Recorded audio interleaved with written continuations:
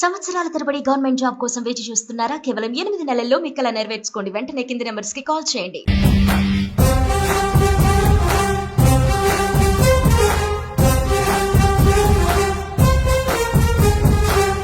మీ కొడుకునే గర్వంగా పంపించారు కదా దేశ సేవకై, ఎందుకు అంత టేస్ట్ పడుతున్నారు? మరి బాగా ఉంటది, టీవీలో చూస్తున్నాం కదా. నా కొడుకు విజయవంతంగా వచ్చినందుకు చాలా సంతోషంగా ఉంది, చాలా గర్వంగా ఉంది.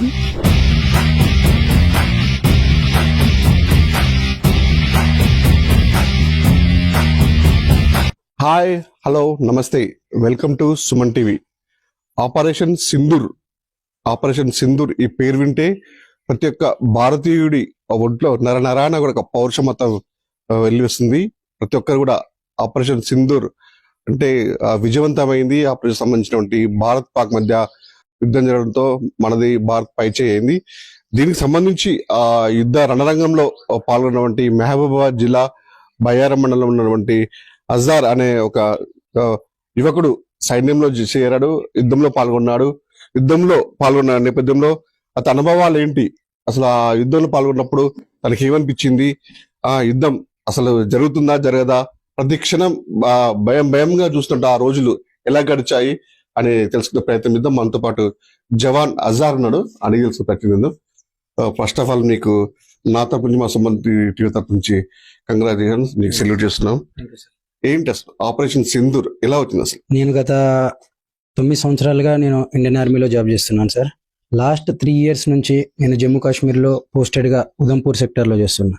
ఉదంపూర్ సెక్టర్ నుంచి 45 kilometers దూరంలో పహల్గాం అనే ఒక చిన్న విలేజ్లో టూరిస్ట్ ప్లేస్ ఉంటుంది. దాని దగ్గరలో ఎలాంటి ఆర్మీ ప్రొటెక్షన్ అన్నది ఉండదు.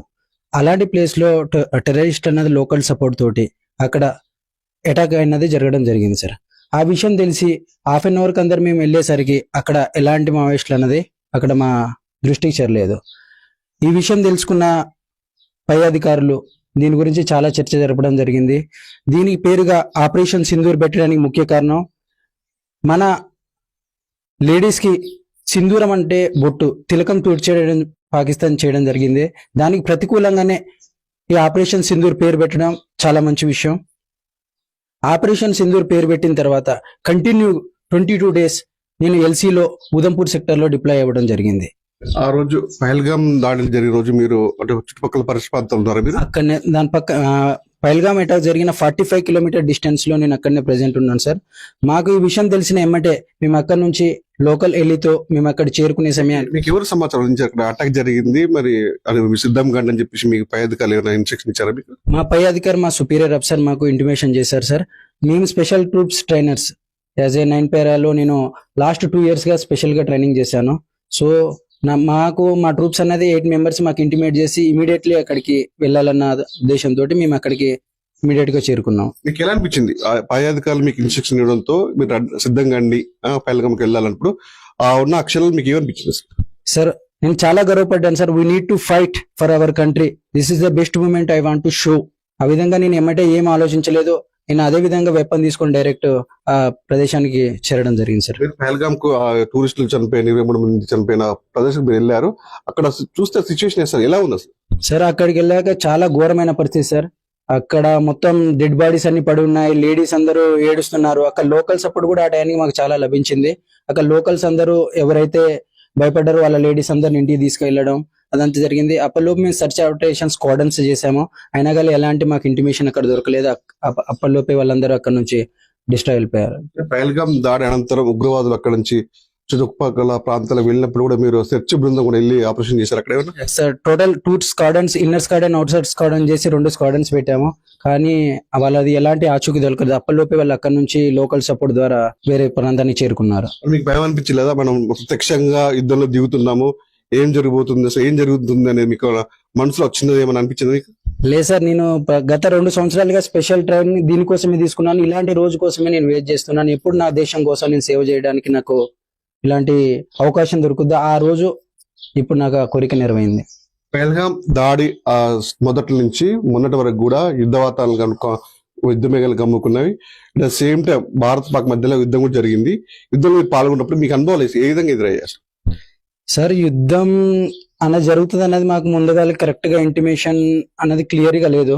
ఫస్ట్ ఆఫ్ ఆల్ మాకు అంటే సీనియర్ ఆఫీసర్స్ ద్వారా మాకు ఇక్కడ డిప్లాయ్ అవ్వాలి, ఈ విధంగా అటాక్ చేయాలన్న చిన్న ఇంటిమేషన్ దొరికాయి. సిచ్యువేషన్ ఎలా అయితే వాళ్ళ తరపు నుంచి డ్రోన్స్ అటాక్ ఇలా ఉద్రిక్త పెరగడం వల్ల మాకు రైట్ టు ఫైట్ అంటే we want to need to do something, attack చేయాల్సిందే తప్పదు అన్న సిచ్యువేషన్ నెలకొంది సార్. సో నీతో పాటు ఆ యుద్ధంలో పాల్గొన్న మీ కోఆర్డినేషన్స్ కానీ మీ మిత్రులు కానీ వాళ్ళు అంటారా, వాళ్ళందరూ మీరు డిస్కషన్ ఏం చేసుకున్నారు సార్? మనం వెళ్తున్నాం కదా, ఏంటి పరిస్థితి అని. సార్ మా ట్రూప్స్ ఎవ్రీ ట్రూప్స్ 8 మెంబర్స్ ఉంటారు సార్. మా ట్రూప్స్ ఏంటంటే మేము వాళ్ళ బేస్ క్యాంప్స్ ఫస్ట్ ధ్వంసం చేసుకుని అక్కడ ఆ క్యాంప్ ని మన ఆధ్వర్యంలోకి తీసుకుంటే అక్కడ వాళ్ళ బేసెస్ ఏమి వాళ్ళకి అంటే ఫ్లై చేయడానికి ఏమో ఆపర్చునిటీ ఉండదు అనేది మా మెయిన్ ముద్ద ఏంటంటే వాళ్ళ బేస్ క్యాంప్స్ అనేది మేము ధ్వంసం చేయటం. లాస్ట్ నైట్ 4 బేస్ క్యాంప్స్ వాళ్ళ డిస్ట్రాయ్ చేసాం. ధ్వంసం చేసే టైంకి 6th ఫైర్ వైలేషన్ అయిపోయింది. అప్పుడు మీకు ఏమనిపించింది? వాళ్ళ బేస్ క్యాంపులు ఫైర్ చేసి ధ్వంసం చేయడం వాళ్ళు చేసినప్పుడు మీకు ఏమనిపించింది? ఒక పౌరుడుగా, ఒక జవాన్ గా, నేనే ఒక భారతీయుడిగా నాకు చాలా గౌరవంగా అనిపించింది సార్. నా దేశానికి నేను ఇంత మంచి సేవ చేయడం నాకు చాలా సంతోషంగా అనిపించింది సార్. యుద్ధం జరుగుతుంది, కొంతమంది జవాన్లు కూడా పాపం దురదృష్టవశాత్తు ప్రాణాలు కోల్పోయారు. మీ ఇంటికా నుంచి యుద్ధం జరుగుతున్నప్పుడు అమ్మ గాని నాన్న గాని ఫోన్లు చేసి ఏం జరుగుతుంది అని యోగక్షేమాలతో చర్చించుకున్నారా? సార్ చాలా సార్లు అమ్మ వాళ్ళు ఫోన్ చేశారు కానీ నాకు ఏ టైంలో నాకు రెస్పాన్స్ ఇవ్వడానికి వాళ్ళకి టైం దొరకలేదు. నేను వాళ్ళకి ఒకటే విషయం చెప్పాను, నేను క్షేమంగా ఉన్నాను, నాకేం కాదు, నేను తిరిగి వస్తా, మీ పేరు నేను నిలబెడతా అన్న ఒక్కతే విషయంతో నేను వాళ్ళకి చెప్పాను. నేను ఎప్పుడు వాళ్ళకి ఫోన్ చేయటం కానీ, ఎందుకంటే చాలా కాన్ఫిడెన్షియల్ ఫోన్స్ అనేవి ట్రాకింగ్ అవుతున్నాయి. సో నేను ఎప్పుడు వాళ్ళకి కానీ బాబాయ్కి నేను ఎప్పుడు కొంచెం టచ్లో ఉండేటోని అన్న ఇన్ఫర్మేషన్ ఉంటే బాబాయ్కి ఇచ్చేవాడిని. ఆపరేషన్ సింధూర్ విజయవంతమైంది. భారత్ పాక్ యుద్ధంలో భారత్ పై చేయింది. ఇప్పుడు అందరం మళ్ళీ అంటే యుద్ధం ముగించుకుని కూడా మళ్ళీ మీరు స్వగ్రామానికి వచ్చారు. ఏ విధంగా ఉంది ఇక్కడ పరిస్థితి? సార్ నాకు స్వగ్రామంకి వచ్చాక నిన్న స్టేషన్ లో దిగాక కూడా పెద్ద ఘన స్వాగతం పలికారు సార్. నాకు చాలా సంతోషంగా ఉంది. విలేజ్ కి వచ్చాక అందరి response, local people support, friends wishes, everything feeling so happy sir. కానీ ముందు ముందు కూడా మళ్ళీ యుద్ధం జరిగితే మళ్ళీ ఏం చేయబోతున్నారు సార్? దేనికైనా నేను దేశం కోసం ఏం చేయడానికైనా ఎనీ టైం నేను సిద్ధంగా ఉంటాను సార్. నేను చుట్టీలో ఉన్నప్పుడు నాకు రీకాల్ చేసిన వితిన్ 18 hours లో నేను జమ్మూలో రీచ్ అయ్యి నా నెక్స్ట్ ఫర్ ప్రాసెస్ నేను పూర్తి చేశాను సార్. ప్రస్తుతానికి వాళ్ళ తల్లిదండ్రులు ఉన్నారు, వాళ్ళ అమ్మదండ్రులు అన్నమాట. అమ్మకి చెప్పండి, అంటే ఒక దేశ సేవకి దేశం గురించి దగ్గర కొడుకును కన్నారు కదా మీరు, ఏ విధంగా ఫీల్ అవుతుంది? గౌరవంగా ఉంది నాకు. నా కొడుకు అక్కడ పోయినందుకు చాలా గౌరవంగా ఉంది. భారతదేశానికి మేలు చేస్తున్నందుకు చాలా గౌరవంగా ఉంది. నా కొడుకు దానికోసం కావాలని చిన్నప్పటి కాంచి పట్టుబట్టిపోయిండు. కానీ పోయిన వాళ్ళందరూ చల్లగా ఉండాలని మాకు చాలా సంతోషంగా అనుకున్నాం సార్.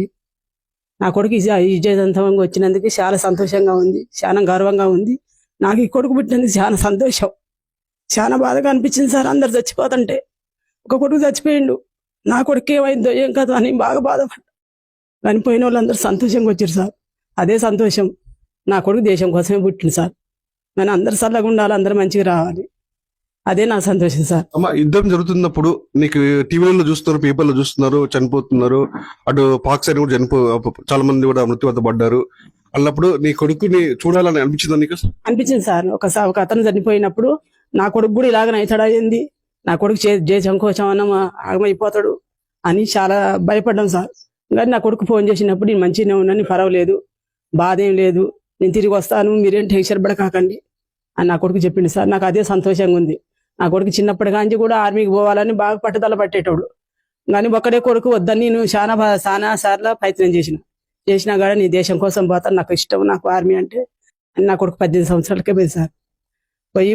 పోయినాక కూడా చాలా వరకు సంతోషంగానే ఉంది సార్. కానీ పోయిన వాళ్ళు వచ్చిందాకా భయంగానే ఉంది సార్.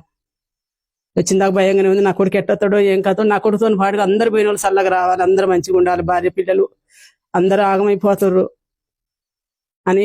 ఈ చుట్టుపక్కల అంటే యుద్ధం జరుగుతున్నప్పుడు చుట్టుపక్కల ప్రాంత ప్రజలు కానీ మీ చుట్టాలు కానీ యుద్ధం జరుగుతుంది, మన అజార్ ఎట్లున్నాడు ఏంటి అని ఒక టెన్షన్ ఉంటుంది వాళ్ళకి. ఎట్లా అనిపించింది వాళ్ళు ఫోన్ చేసి చెప్తుంటే? ఫోన్ చేసి చెప్తాను సార్. నా కొడుకు పోయిన వాళ్ళు సంతోషంగానే వస్తారు. వాళ్ళని మాత్రం 28 మంది చనిపోయారు అన్నారు కదా సార్.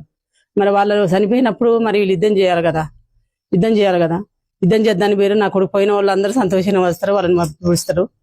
భారతదేశం కోసం పోయి నా కొడుకు ఎట్లా సంతోషంగా వచ్చినా నాకు సంతోషమే, భారతదేశం కోసం ఎట్టున్నా నాకు సంతోషమే. మళ్ళీ యుద్ధం వస్తుంది, మళ్ళీ పైనుంచి ఆదేశాలు వస్తాయి, మళ్ళీ ఏమంటే మీ కొడుకుని రెడీగా ఉన్నారా మీరు? కొడుకుని పంపిస్తాను సార్, పంపించాలని రెడీగానే ఉన్నాను. కొడుకు పోదన్నప్పుడు నాకు ధైర్యంగానే ఉంటుంది సార్. నా కొడుకు పోయినప్పుడు బాధ అనిపిస్తుంది, కానీ కొడుకు పోయేటప్పుడు ధైర్యంగానే ఉంటాను నేను. బాధ అని అనిపించదు నాకు, ఎందుకంటే నా కొడుకు పోయి క్షేమంగా పోయి లాభంగా వస్తాడు.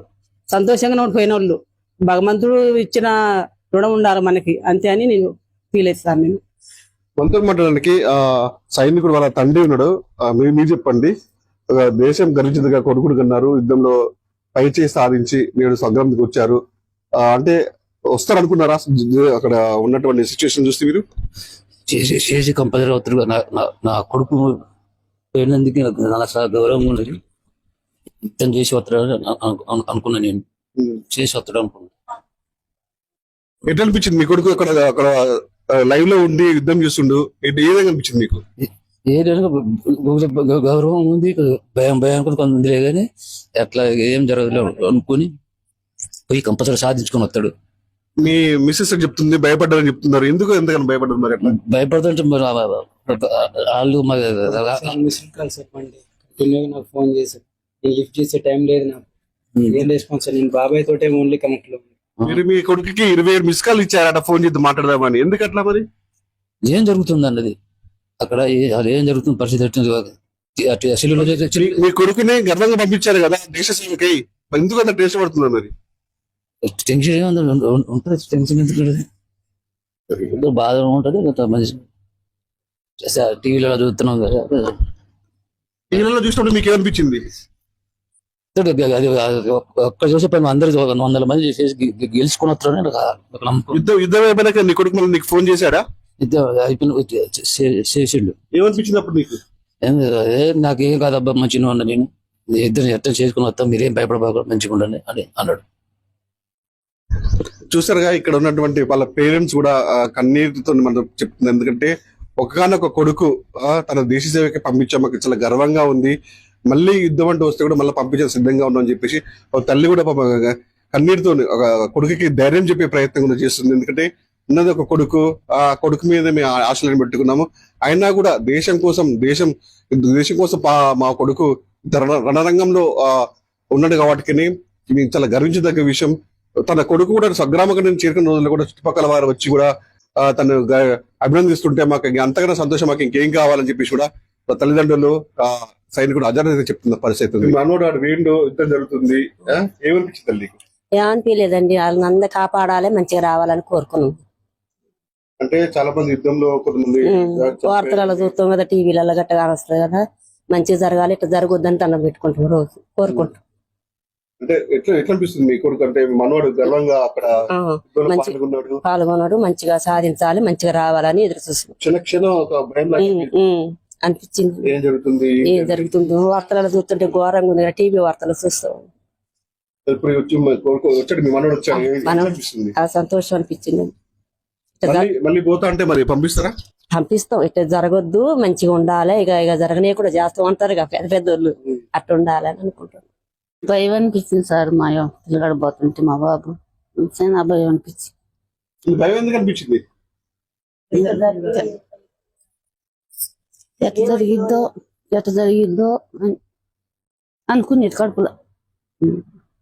యుద్ధంలో మరి మీ కొడుకు మీ మనోడు పాల్గొన్నాడు కదా, ఎట్లా చూస్తావు?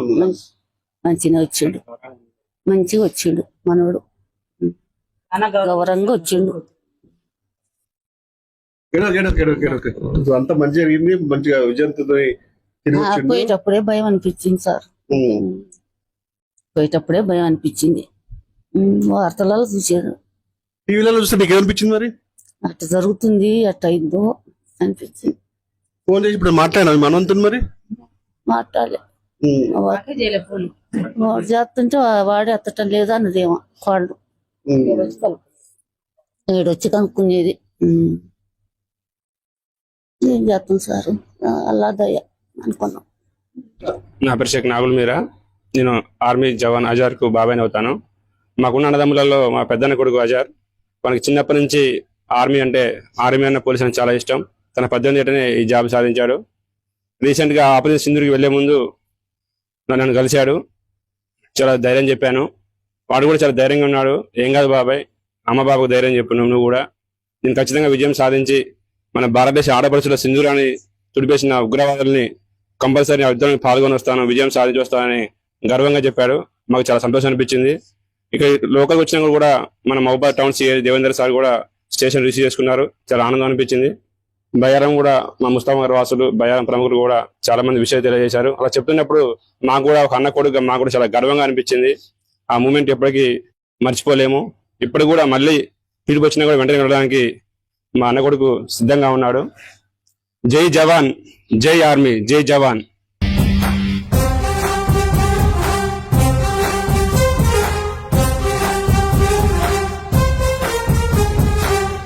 మీ కొడుకునే గర్వంగా పంపించారు కదా దేశ సేవకై, ఎందుకు అంత టేస్ట్ పడుతున్నారు మరి?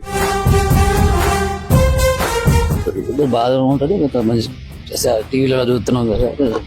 నా కొడుకు విజయవంతంగా వచ్చినందుకు చాలా సంతోషంగా ఉంది, చాలా గర్వంగా ఉంది.